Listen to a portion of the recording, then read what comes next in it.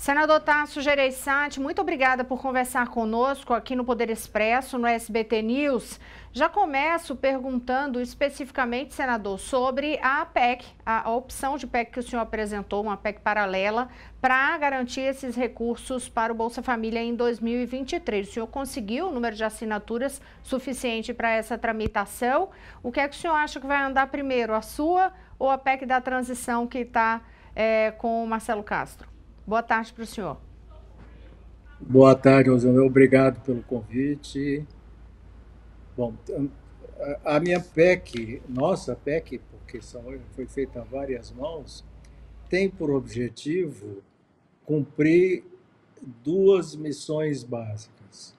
Uma é que nós possamos atender a compromissos sociais básicos prometidos pelo presidente Lula na campanha e que, no nosso entendimento, são compromissos que têm que ser atendidos, tem mérito para isso. São R$ 600 de Bolsa Família, mais os R$ 150 para as crianças até 5 anos. Basicamente esses, e cabe mais alguns outros compromissos de valor menor. Então, o número foi 80 bilhões. Cabe isso tudo, resolve esse problema, compromissos sociais cumpridos. O segundo compromisso é dar ao mercado a certeza que a trajetória apontada para o crescimento dos juros estará sob controle. Não haverá o risco de se perder o controle no crescimento da relação dívida-PIB. Isso porque o que nós estamos propondo também, diferente da que o senador Marcelo apresentou, é que não furar o teto, é elevar o teto em 80 bilhões, portanto o teto fica mantido, vai vigorar para todo o ano que vem, e o mercado fica tranquilo, e o governo também fica tranquilo, porque está garantido não só para o ano que vem, como para os outros anos, 24, 25, 26, porque ele passa, esse teto inflado, aumentado, passa a servir de base para os próximos tetos dos anos seguintes. Então, é essa a filosofia e o que nós apresentamos. Agora, muitas pessoas que assinaram a PEC da transição também assinam essa proposta de PEC do senhor. Eu vou insistir na pergunta sobre essa PEC andar mais rapidamente que a outra que está com o Marcelo Castro ou não. O que é que o senhor acha que anda primeiro ou que consegue um consenso mais rapidamente em torno do texto? Bom, normalmente, quando acontece isso no Senado, o caminho normal é quando tem várias, no caso PEC, todas ao redor do mesmo Vai tema, a pensar. do mesmo assunto, vai a pensar. Então, o presidente do Senado, na mesa do Senado, apensa todas essas PECs, não só do governo e a nossa, mas outras, como do senador Alessandro, do senador Zé Serra, da senadora Leila, são apensadas e vai para a mão do relator na CCJ. E o relator junta todas essas PECs e opta por um ou opta por um pedaço de cada um. Senador, o senhor chegou a conversar com o senador Marcelo Castro a respeito desse seu texto? Já conversei com ele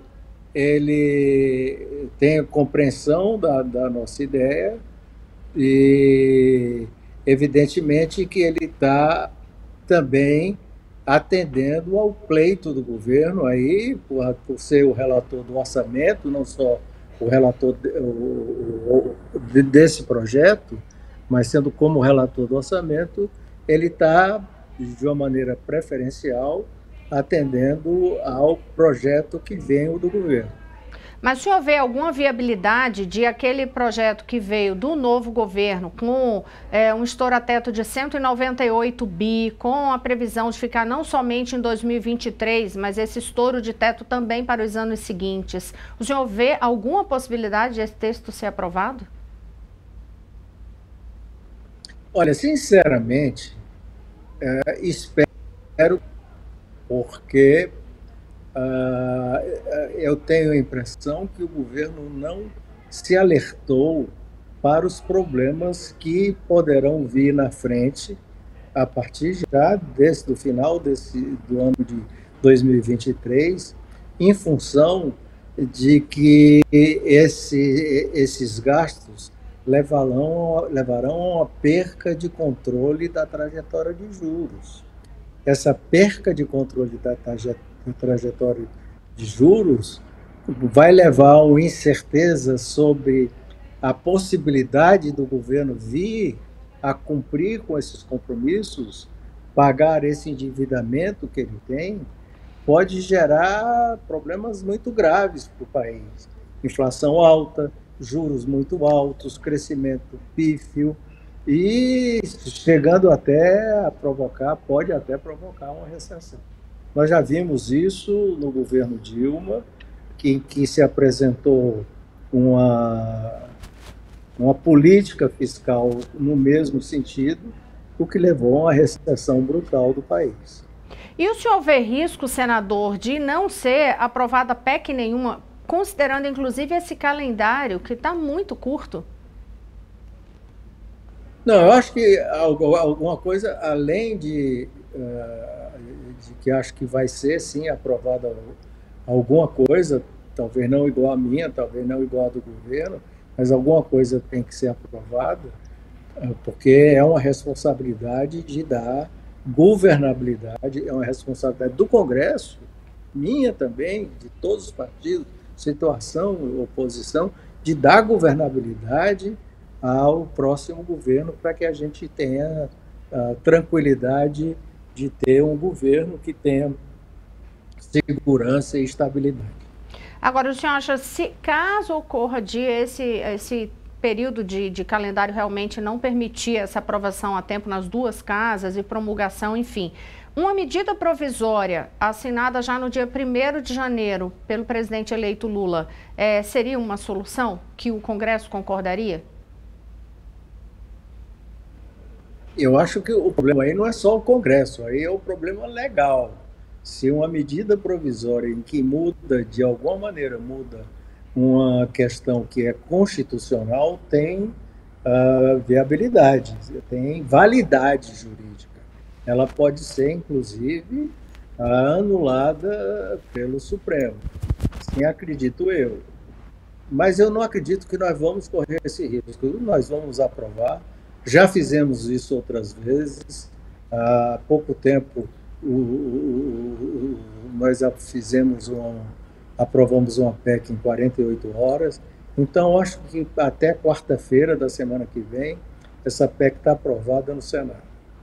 Hoje, né, nesta quinta-feira especificamente, saiu o resultado do PIB com uma desaceleração do terceiro trimestre na comparação com o ano passado, o mesmo período do ano passado, por exemplo, foi uma desaceleração grande. No ano passado, 3,6%, deixa eu ver se eu tenho o dado, tem 3,6% no trimestre, agora deu 0,4%. E havia, inclusive, uma expectativa no mercado que fosse um pouquinho maior, fosse 0,6%, ou seja, já ficou aquém da expectativa.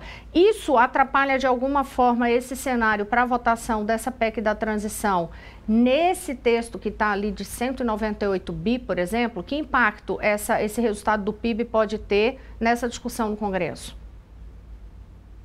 Olha, pode ser negativo, porque, veja bem, se for aprovado uma PEC que proponha um furo de teto de 175, mesmo 150 bi, significa juros altos, juros muito altos. Juro alto e inflação alta. Juro alto é o maior espantador de investimento que existe. E essa possibilidade é concreta se o mercado vê um furo de teto que possa colocar em risco a nossa segurança fiscal. Joia. Senador, tem algum outro ponto que o senhor acha que pode ser decisivo, crucial para a aprovação ou não dessa PEC nesse tempo tão curtinho? Eu acho que o ponto crucial é o acordo. Eu acho que o governo tem que ficar muito claro para o governo o risco que o próprio governo corre em apoiar um furo do teto deste tamanho. Ele próprio pode estar dando um tiro no pé, mas alguns economistas acreditam que se você gastar mais do que pode levar a um crescimento. É um equívoco muito grande, não é um equívoco apenas teórico. Nós já vimos esse filme muitas vezes. A falta de consistência ou de credibilidade na política fiscal leva a juro alto. E, como eu já disse, juro alto é o inimigo número 1 do crescimento.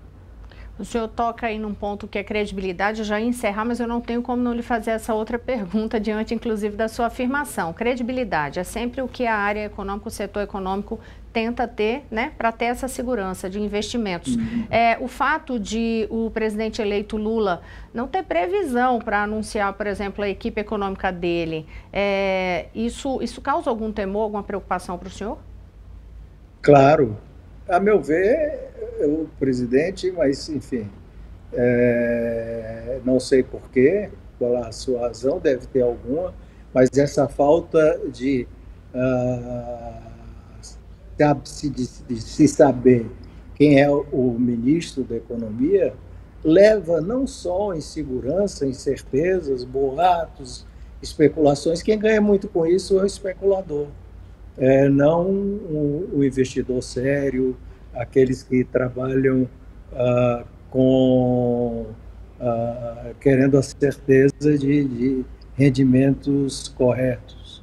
E também falta interlocução, porque se você não sabe quem é o ministro da Fazenda, as argumentações para que as pessoas que discordam levem seus argumentos, suas posições, suas opiniões, faz com que essa incerteza fique maior ainda.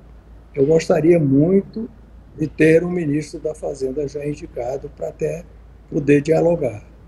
Hoje eu ouvi uma frase aqui em Brasília que dizia ser até irônico: já se sabe até quais são os shows da posse, mas não se sabe a equipe econômica, e que isso estaria causando ainda mais preocupação. O senhor concorda com isso? Totalmente, totalmente.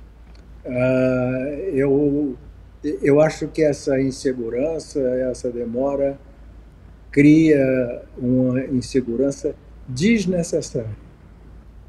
E só para concluir, agora eu juro que é para concluir mesmo, senador, o senhor avalia que o nome de Fernando Haddad, por exemplo, se vier a ser confirmado, ele é um nome que gera segurança e tranquilidade para o mercado ou não? Bom, é um homem sério, é um homem respeitado.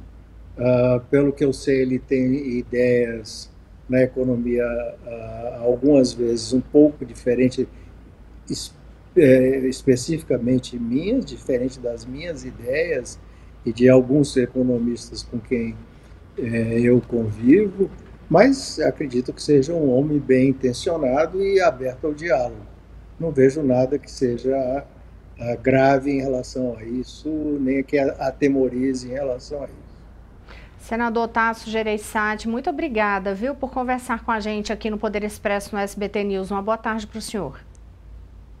Boa tarde, muito obrigado pela oportunidade.